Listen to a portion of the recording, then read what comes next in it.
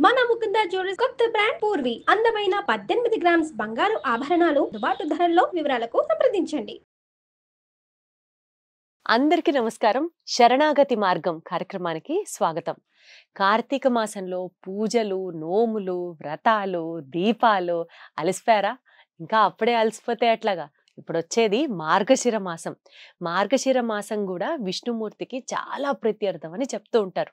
మరి ఈ మార్గశిర మాసం విశిష్టత, మార్గశిర మాసంలో మనం ఆచరించాల్సినటువంటి మన దినచర్య, వీటి గురించి క్లుప్తంగా మాట్లాడడానికి మనతో పాటు ఉన్నారు వైష్ణవ ధర్మ ప్రచారకురాలు పద్మజ రామానుజదాస్ గారు. అమ్మ నమస్కారం. నమస్తే అండి. ఎలా ఉన్నారు? చక్కగా ఉన్నానమ్మా, మీరెలా ఉన్నారు? బాగున్నా, ఆచార్య అనుగ్రహంతో.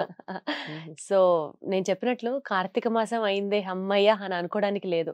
మార్గశిర మాసానికి సంబంధించి కూడా బోలెడంత విశిష్టత, ప్రాముఖ్యత ఉంది అని విన్నాం. దాని గురించి ఒకసారి మీరు చెప్తారా? కార్తీక మాసం శివకేశులు ఇరువురికి ప్రీతికరమైన మాసం, అందరికీ తెలిసిందే. విశేషించి కార్తీక దామోదరుని గురించి ఆయన ప్రీత్యర్థంగా ఈ మాసం అంతా కూడా విశేషమైన ఆరాధనలు జరిపారు అందరూ కూడాను. అయితే మార్గశిర మాసం అంతకు మించి అన్నట్లుగా ఉంటుంది. అంటే ఈ మాసాలన్నీ ఎటువంటివంటే భగవంతుడిని ఆరాధించడానికి మరింత అనుకూలమైనటువంటి కాలం. భగవంతుడే స్వయంగా శ్రీకృష్ణ పరమాత్మే భగవద్గీతలో చెప్పాడు, మాసాన మార్గశీర్షోహం అంటూ. మాసాలలో మార్గశిర మాసాన్ని నేనే అంటూ చెప్పాడు. అహం మార్గశీర్ష అహం అన్నారు. అంటే మార్గశిర మాసం నేనే అన్నాడంటే ఈ మాసం ఎంత విశేషమైందో అర్థం చేసుకోండి. ఈ మాసం అంతా కూడా స్వామి స్వయంగా వేంచేసి ఉన్న మాసం.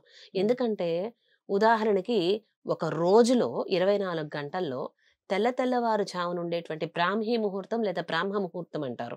ఈ బ్రహ్మ ముహూర్తం ఏదైతే ఉందో సుమారుగా 4 గంటల సమయంలో అక్కడ సత్వగుణం బాగా ఉద్భుతమవుతూ ఉంటుంది. ఆ సమయంలో ఒక రోజు 24 గంటల్లో తెల్లవారుజామున బ్రహ్మ ముహూర్తం అని పిలువబడుతుంది.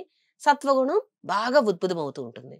అలాగే సంవత్సరం మొత్తాన్ని ఒక రోజు అనుకుంటే, ఉదాహరణకి సంవత్సరం 365 రోజుల్ని ఒక రోజు అనుకుంటే, 12 మాసాలని ఒక రోజు అనుకుంటే, ఈ మార్గశిర మాసం బ్రహ్మ ముహూర్తం లాంటిది. అంటే ఈ మాసం అంతా కూడా సత్వగుణం బాగా ఉద్భుతమయ్యేటువంటి కాలం బాగా ఉంటుందన్నమాట. ఇప్పుడు సత్వగుణ సంపన్నుడైన శ్రీమన్నారాయణమూర్తిని ఆశ్రయించడానికి అనువైన కాలం మార్గశిర మాసం. అందుకని ఈ మాసానికి అంత విశేష స్థానం. అసలు ఒక్కొక్క మాసానికి ఆ పేరు ఎందుకు వచ్చిందో మనం చూసాం, గుర్తుండే ఉంటుంది మీకు. చంద్రుడు ఆనాటి ఆ మాసంలో వచ్చే పౌర్ణమి రోజున ఏ నక్షత్రంతో కలిసి ఉంటాడో ఆ నక్షత్రం పేరే మాసానికి. కృతికా నక్షత్రం కాబట్టి కార్తీక మాసం అని అనుకున్నాం. చిత్తా నక్షత్రంతో కలిస్తే చైత్ర మాసం. అలాగే మార్గశిర నక్షత్రంతో కలిస్తే మార్గశిర మాసం. అలా ఈ మార్గశిర మాసం అసలు దాని పేరే వైలక్షణ్యం ఉంది చూడండి. మార్గమునకు శిరం వంటిది, శిరస్సు వంటిది. మార్గశీర్షము, శీర్షము అంటే శిరస్థానం. ఇప్పుడు చూడండి, మనిషి యొక్క ఇంత శరీరంలో ఉత్తమాంగం ఏది అంటే శిరస్సు అని చెప్తారు. ఉత్తమాంగం శిరస్సు అన్ని అంగాలలోకెల్లా. శ్రీనివాసుడికి వస్త్ర సమర్పణ అని ఒక ఆర్జిత సేవ ఉంటుంది. ఆ తీసుకొచ్చేటువంటి వస్త్రము స్వామికి సమర్పించేది, తీసుకొచ్చేటువంటి వాళ్ళు మగవాళ్ళు ఉత్తమాంగమైన శిరస్సు మీద ధరించి తీసుకుని వెళ్ళి స్వామికి సమర్పిస్తారు. మోసుకుంటూ ఇలా తీసుకుని వెళ్తారు ప్రదక్షిణ ప్రాకారంలో నుంచి. ఆ విధంగా ఆనంద నిలయంలోకి వెళ్ళి స్వామికి సమర్పిస్తారు. అలాగే మాలలు సమర్పించడం కూడా శ్రీనివాసుడికి ఉత్తమాంగమైన శిరస్సు మీదే బుట్టల్లో ఆ దండలన్నీ పెట్టుకొని మాలలు తీసుకువెళ్ళి సమర్పిస్తారు. అంటే మనిషి శరీరంలో ఉత్తమమైన అంగం ఏదైతే ఉందో అది శిరస్సు. అంటే శిరస్థానం ఉత్తమమైంది. అలాగే మార్గములన్నిట్లోకెల్లా కూడా శిరస్థానం ఉత్తమమైనటువంటిది ఏమిటంటే మార్గశీర్ష మాసం. ఏ మార్గం? భగవంతుడిని చేరుకునేటువంటి మార్గం. భగవంతుడిని చేరుకోవటానికి అనేక మార్గాలు ఉన్నాయి మనకి. కర్మయోగం, జ్ఞానయోగం, భక్తి యోగం, అవతార రహస్య జ్ఞాన యోగం. భగవద్గీతలో గీతాచార్యుడు చెప్పాడు ఇవన్నీ కూడాను. ఏ మార్గం పట్టుకున్నా స్వామిని చేరుకోవచ్చు. అయితే అవన్నీ కూడా దుర్లభమైనటువంటివి, చాలా కష్టంతో కూడుకున్నటువంటివి. కర్మయోగం అనుకోండి, నిత్యము కర్మని ఆచరిస్తూ ఉండాలి. మనం ఏ పని చేసినా భగవన్ నివేదితంగా మనం చేసుకుంటూ వెళ్ళాలి. నేను, నాది, నా కొరకు 3 వదిలిపెట్టి చేయాలి కర్మ.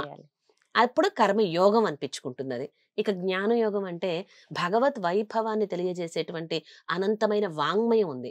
అనేక గ్రంథాలు ఉన్నాయి. వేదాలు, ఇతిహాసాలు, పురాణాలు, ఉపనిషత్తులు ఇవన్నీ కూడా మనం నిరంతరం అధ్యయనం చేయటం. ఇది జ్ఞానయోగం. ఇంకొకటి కర్మయోగం, జ్ఞానయోగం, భక్తి యోగం. భక్తి అంటే అనుస్మరణ. ఒక్కసారి స్మరించి ఊరుకుంటే సరిపోదు. నిత్యము భగవంతుని గురించి అనుస్మరణ సాగుతూ ఉండాలి. అది భక్తి యోగం. వీటన్నిటి పరిణామం ఏమిటి అంటే భగవంతుడిని చేరుకోవటం. ఇవన్నీ భగవంతుడిని ఆశ్రయించడానికి ఉన్నటువంటి మార్గాలు. వీటన్నిటికన్నా ఉత్తమమైన మార్గం ఏమిటి అంటే మార్గశిర మాసంలో స్వామిని ఆశ్రయించడం. ఆయనే స్వయంగా నేనే ఈ మాసం అన్నాడంటే, ఈ మాసంలో ఆ సత్వగుణ సంపన్నుడైన శ్రీమన్నారాయణమూర్తిని మనం ఆశ్రయిస్తే ఇంకా విశేషమైనటువంటి ఫలితం. వెంటనే ఆశ్రయణ ఫలిస్తుంది. ప్రత్యేకంగా ఈ మాసంలో మనం చేయవలసినటువంటి కార్యాలు గాని, మనం ఆచరించాల్సినటువంటి పూజలు గాని ఏమన్నా ఉంటాయా? ఖచ్చితంగా అండి. మార్గశీర్ష మాసంలో మనకి భగవంతుడు వాసుదేవ తరుఛాయ నాతి సీత నా ఘర్మద అంటారు. అంటే వాసుదేవుడు అతి ఉష్ణంగానూ ఉండడు, అలానే అతి శీతలంగానూ ఉండడు. వాసుదేవుడు అనేటువంటి ఒక వృక్షపు నీడని అంటే స్వామిని మనం ఆశ్రయిస్తే మన తాపత్రయాలన్నీ పోగొడతాడు. ఆధ్యాత్మిక, ఆది దైవిక, ఆది భౌతిక అని త్రివిధ తాపాలని పోగొడతాడు. అలాగే మనం బాగా చలిగా ఉన్నప్పుడు వేడిని ఇస్తాడు. చెట్టు నీడ చూడండి, ఉదాహరణకి ఒక చెట్టు కిందకి వెళ్ళామంటే చలిగా ఉన్నప్పుడు వేడిని ఇస్తుంది, బాగా వేడిగా ఉన్నప్పుడు చల్లదనాన్ని ఇస్తుంది. మిట్ట మధ్యాహ్నం వేళప్పుడు చెట్టు నీడ ఎలా అయితే మనకి 2 రకాలుగా ఉంటుందో స్వామి నీడ కూడా అలాగే ఉంటుంది. మన ఈ కాలం కూడా అతి ఉష్ణంగానూ ఉండదు, అతి శీతలంగానూ ఉండదు. అవును. మార్గశిర మాసం మీరు చూసినట్లయితే లౌకికంగా పంటలన్నీ పచ్చగా పండిపోయి ఉంటాయి. ఎలా అంటే ఏపుగా పెరిగి ఇలా వంగి స్వామిని ఆశ్రయిస్తున్నాయా, ఆ పైర్లన్నీ కూడా వంగి స్వామి పాదాలకి నమస్కరిస్తున్నాయా అన్నట్లుంటాయి. మీకు చూడండి, చాలా చక్కగా గ్రీనరీ కనిపిస్తుంది ఎక్కడికి వెళ్ళినా కూడా మార్గశిర మాసం. అంత చక్కనైన కాలంలో మనం 10 దాకా పడుకోకుండా మార్గశిర మాసంలో చక్కగా తెల్లవారుజామునే స్నానం చేసి కార్తీక మాసంలో చేసినట్లుగానే ఎప్పుడు అసలు ఏమండి ఒక్క నెల అని కాదు, 365 రోజులు బ్రహ్మముహూర్తంలో చేసే ఆరాధన సత్ఫలితాలను ఇస్తుంది ఎప్పుడైనా కానీ.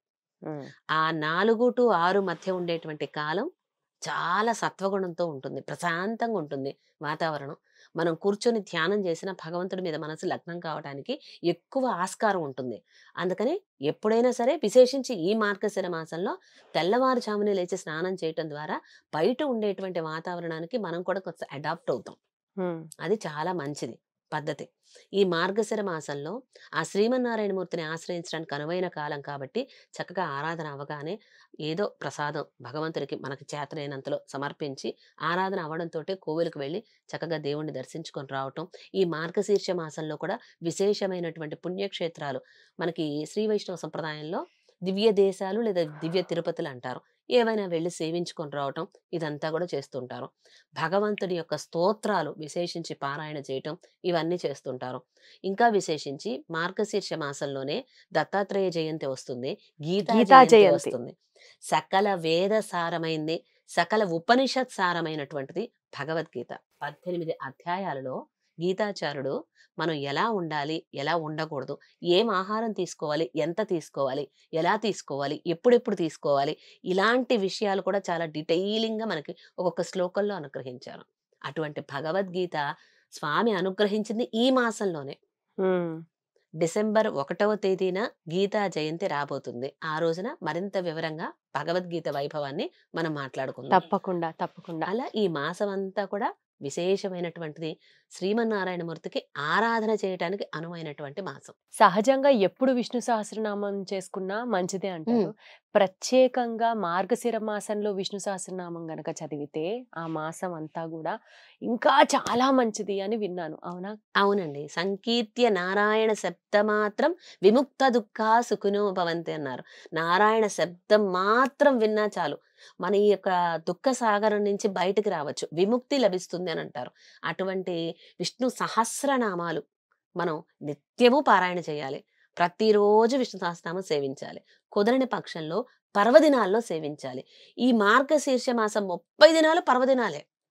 భగవంతుడు తానే అయి ఉన్నటువంటి మాసం కాబట్టి ఈ మాసం ఆయన ప్రీతికరమైన మాసం కాబట్టి ఆయన వైభవాన్ని తెలియజేసేటువంటి విష్ణు సహస్రనామం ఈ నెల రోజులు క్రమం తప్పకుండా సేవిస్తే ఆ స్వామి యొక్క ముఖం ఉల్లాసం అవుతుంది, ఆనందం అవుతుంది.